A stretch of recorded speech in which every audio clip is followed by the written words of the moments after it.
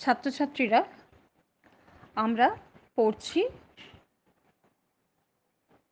কবি জীবনানন্দ দাশের সেই দিন এই মাঠ। সেই দিন এই মাঠ কবিতাটিতে কবি প্রকৃতি প্রেম, স্বদেশ প্রেম, ইন্দ্রিয় চেতনা অসাধারণ কাব্য সুষমায় মণ্ডিত হয়ে উঠেছে তার এই কবিতাটিতে।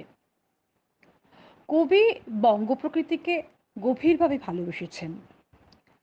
সেজন্যই তিনি তার রূপসী বাংলার আরেকটি কবিতায় বলেছেন, বাংলার মুখ আমি দেখিয়াছি, তাই পৃথিবীর রূপ দেখিতে চাই না আর। আবার কখনো বা বলেছেন ওই রূপসী বাংলার অন্য কবিতায়, তোমরা যেখানে সাধ চলে যাও, আমি এই বাংলার পারে রয়ে যাব।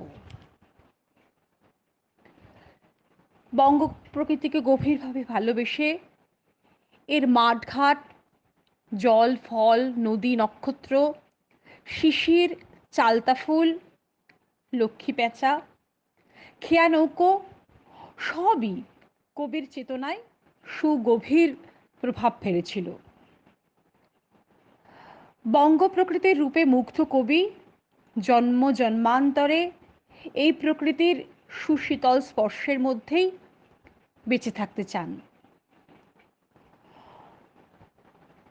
কবি এই কবিতাটিতে, সেই দিন এই মাঠ কবিতাটিতে কবি বলছেন, যেদিন, সেই দিন বলতে যেদিনের কথা, যেদিন তিনি ইহজগতের মায়া কাটিয়ে চলে যাবেন পরলোকের অসীম অনন্তে, সেই দিন বঙ্গ প্রকৃতির সবুজ শ্যামলিমা স্তব্ধ হবে না। অর্থাৎ প্রকৃতি তার নিজস্ব চিরকালীন অমর ঐশ্বর্য নিয়েই বয়ে যাবে বিশ্ব প্রকৃতির অঙ্গনে।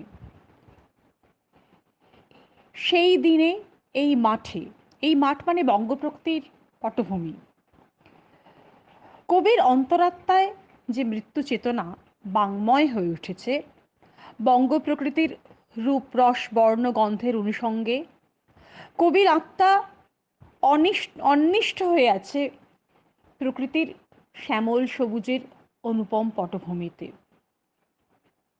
তাই কবি ভাবেন, তিনি চলে যাওয়ার দিনটিতেও প্রকৃতি মায়ামেদুর হয়ে উঠবে।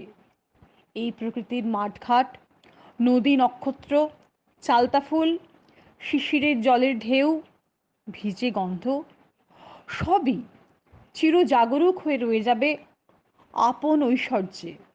সেই জন্যেই কবি জন্ম জন্মান্তরে এখানেই ফিরে আসার স্বপ্নে বিভোর থাকেন। তোমরা যেখানে সাধ চলে যাও, আমি এই বাংলার পারে রয়ে যাব। আলোচ্য কবিতাতে আমরা দেখি, কবিতার শেষ পর্যায়ে সন্ধ্যার অন্ধকার নেমে এসেছে প্রকৃতিতে, চারিদিকে শান্ত বাতির স্নিগ্ধ আলো, খেয়া নৌকোগুলো চরের খুব কাছে আসার ফলে ধ্বনিত হচ্ছে মৃদু কলরব। কবি জানেন, এই প্রাণময়তা, জীবনের এই স্পন্দন চিরকাল বেঁচে থাকবে। প্রকৃতির বুকে জীবনের এই রূপ, এই ঐশ্বর্য জীবনকে চলমান করে রাখবে। কত দেশ প্রদেশ ধ্বংস হয়ে যায়, বিলীন হয়ে যায় প্রকৃতিরই আপন খেয়ালে, তবু তারই মধ্যে চিরকাল স্পন্দিত হয় জীবনের ধ্বনি। এশিরিয়া আজ ধুলোয় পরিণত হয়েছে, ব্যাবিলন ছায়ে স্তূপ হয়ে গেছে, আর কবির প্রাণ প্রতিমা বঙ্গ প্রকৃতি তার চির অম্লান অপার ঔতর্য গুণে চিরকালীন হয়ে আছে। কবির স্বদেশ চেতনা বা ইন্দ্রিয় চেতনা তথা যাবতীয় মনোভাবনা, তার প্রতিফলন ঘটেছে রূপসী বাংলার সেই দিন এই মাঠে কবিতাটির মধ্যে। সেই দিন এই মাঠ স্তব্ধ হবে না কো জানি। কবি বঙ্গ প্রকৃতিকে ভালোবাসেন সুগভীরভাবে। এই প্রকৃতির রূপ রস গন্ধ বর্ণের মধ্যে পান অদ্ভুত এক প্রশান্তি। বঙ্গ প্রকৃতির রূপে বিমুগ্ধ কবি জন্ম জন্মান্তরে এই প্রকৃতির পেলব স্পর্শের মধ্যেই বেঁচে থাকতে চান। তাই কবির মনে হয়েছে সেই দিন, যেদিন কবি ইহজগতের মায়া কাটিয়ে চলে যাবেন পরলোকের অসীম অনন্তে, সেদিন বঙ্গ প্রকৃতির সবুজ মাঠ স্তব্ধ হবে না, অর্থাৎ প্রকৃতি রয়ে যাবে তার চির অম্লান ঐশ্বর্য নিয়েই। প্রকৃতপক্ষে কবি বঙ্গ প্রকৃতিকে এত গভীরভাবে ভালোবাসেন বলেই তার মৃত্যু কামনাতেও ফুটে উঠেছে রূপসী বাংলার ছবি। তাই কবি জন্ম জন্মান্তরে এখানেই ফিরে আসার স্বপ্ন দেখেন। তাই মহাপ্রস্থানের চেতনাকে কবি বঙ্গ প্রকৃতির অনুষঙ্গে এই কবিতার মধ্যে বিশেষ স্থান দিয়েছেন। আমি চলে যাব বলে। আত্মমগ্ন কবির ভাবনায় মৃত্যু চেতনার সঙ্গে সঙ্গে স্বদেশ ভাবনাও ব্যঞ্চিত হয়েছে চিরজাগরুক বঙ্গ প্রকৃতির অপরূপ রূপময়তার অনাবিল ঐশ্বর্যে।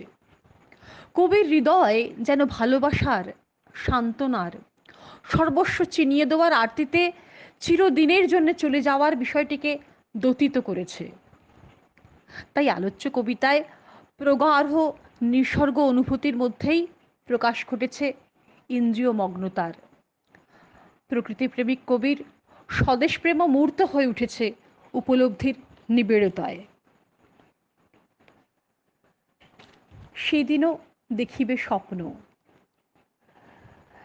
কবি বলছেন তিনি যেদিন এই ইন্দ্রিয় চেতনার জগৎ থেকে চিরবিদায় নেবেন, সেদিনও বঙ্গ প্রকৃতির সবুজ মাঠ স্তব্ধ হবে না এই নদী নক্ষত্রের তলে। সেদিনও দেখা দেবে স্বপ্ন, কেননা সোনার স্বপ্নের স্বাদ কোনো দিনই ঝরে পড়ে না পৃথিবীর বুকে। কবি বঙ্গ প্রকৃতিকে গভীরভাবে ভালোবাসেন বলেই তার চলে যাওয়ার দিনটিতেও বঙ্গ প্রকৃতির অপরূপ রূপের বর্ণাঢ্য ছবি দেখতে পান। কবি অনুভব করেন যে তার মহাপ্রস্থানের দিনটিতে বঙ্গ প্রকৃতি তার অম্লান ঐশ্বর্য নিয়েই জাগরুক থাকবেন। কেননা কবি প্রকৃতপক্ষে এই প্রকৃতির পেলব স্পর্শ নিয়েই বেঁচে থাকতে চান জন্ম জন্মান্তরে। পৃথিবীর এই সব গল্প বেঁচে রবে চিরকাল। এশিরিয়া ধুলো আজ, বেবিলন ছাই হয়ে গেছে। কবি বলছেন তার কবিতার শেষ স্তবকে বলছেন,